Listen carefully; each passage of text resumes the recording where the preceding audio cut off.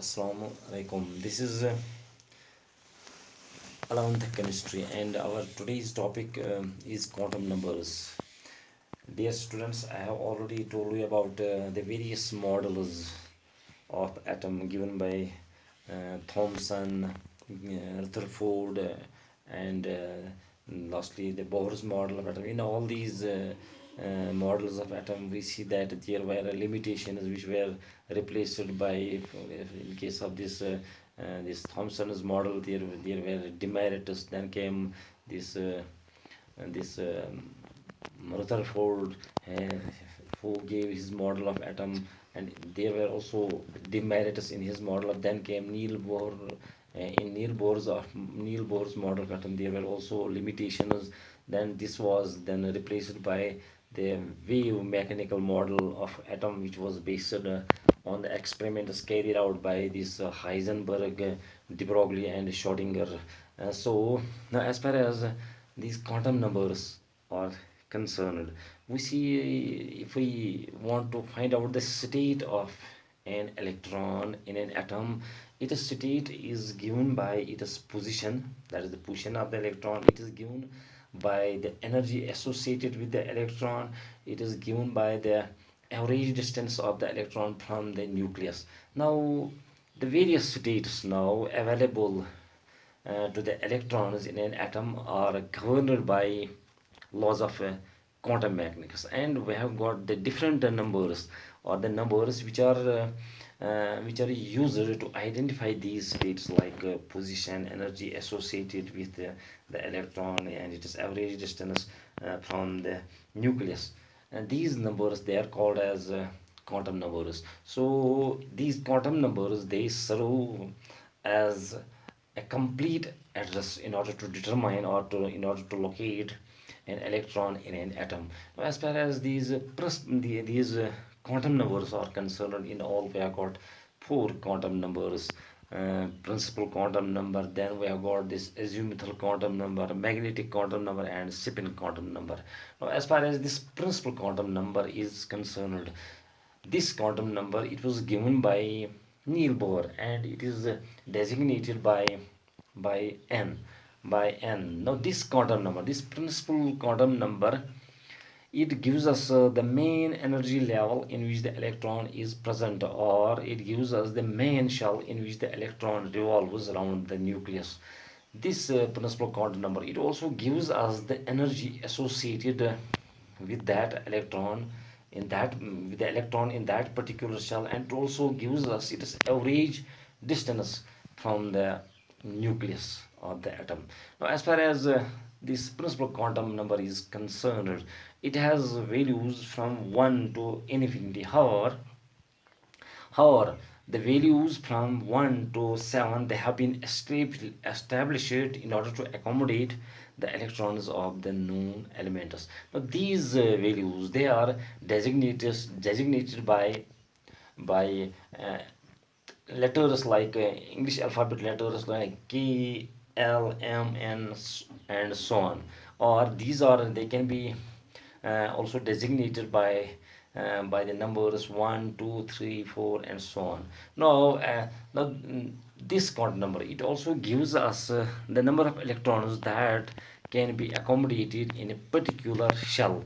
Now, there is a formula, that is 2n square, which gives us the the number of electrons that can be accommodated in a particular shell. Now, as far as K shell is concerned, or the first shell is concerned, where the value of n is equal to 1, if we substitute this value of n is equal to 1 in this equation, then the number of electrons, they come out equal to, or they come out to be 2. That means in the first shell has got the capacity of holding only 2 electrons. That is, or I can say that only 2 electrons can be accommodated in the first shell.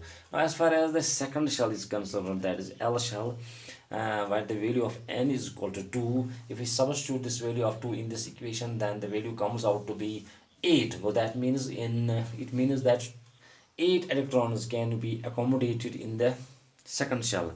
or the second shell has got the capacity of holding only 8 electrons. Now as far as the third shell is concerned, or M shell, the value of N is equal to 3. So substituting this 3 in this equation, the value comes out to be 18. So that means this third shell, it has got the capacity of holding only 18 electrons, or 18 electrons can be accommodated in the third shell. Similarly, in case of N shell or the fourth shell, 32 electrons can be accommodated. Similarly, in the fifth shell, we have got 50 electrons which can be accommodated.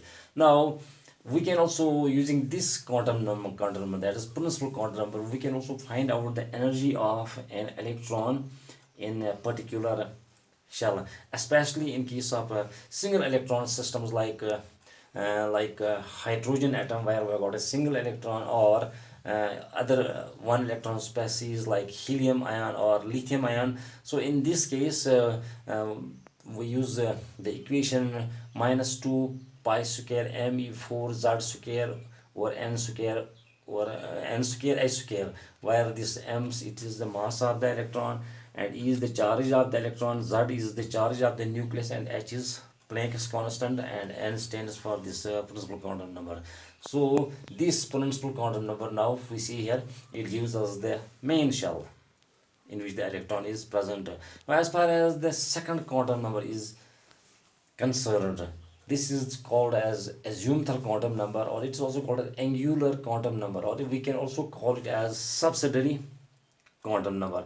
Now this quantum number, it is designated by L, and it was given by Sommerfeld, and we see that the electrons which have got same value of principal quantum number will not do not have the same energy. So that means the electrons which have got which have the same value of this principal quantum number, they will not have the same energy. Based on this difference in energies, these subshells, these main shells, they have been divided into subshells. So their existence is explained, or it is given by this quantum number, that is called as azimuthal quantum number. Now as far as this quantum number is concerned, it has got this quantum number. Now it gives us the number of subshells present in the main shell. So it has got values, L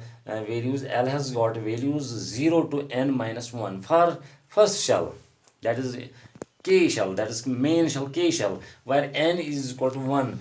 L can have values 0 to n minus 1, that is 1 minus 1, that is 0. This shows that the first shell has got only one subshell, and this subshell is known as S subshell. Now as far as the second shell is concerned, that is L shell, where the value of n is equal to 2. Now L is equal to 0 to 2 minus 1, that is 1, or the value comes out to be 0 and 1. So this second shell is made up of only two subshells, that is S and P subshell. Similarly, this third shell, that is M shell, it is made up of three subshells, that is 0, 1 and 2. This is called as S, P and D subshell. Similarly, fourth shell, that is N shell, it is made up of four subshells, S, P, D and F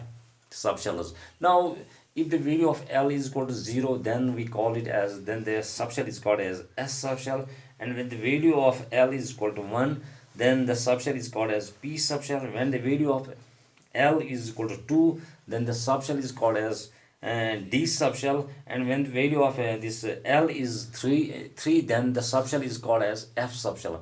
Now this quantum number, this azimuthal quantum number, it also gives us the shape of the orbital, or it also gives the shape of the electronic cloud around the nucleus. And for S subshell, or for S orbital, this is symmetrically spherical, whereas as far as this P subshell is concerned, it has these, or P orbitals are concerned, these are dumbbell shaped, which are oriented at or right angles to one another. Then you have got this we have got this D subshell.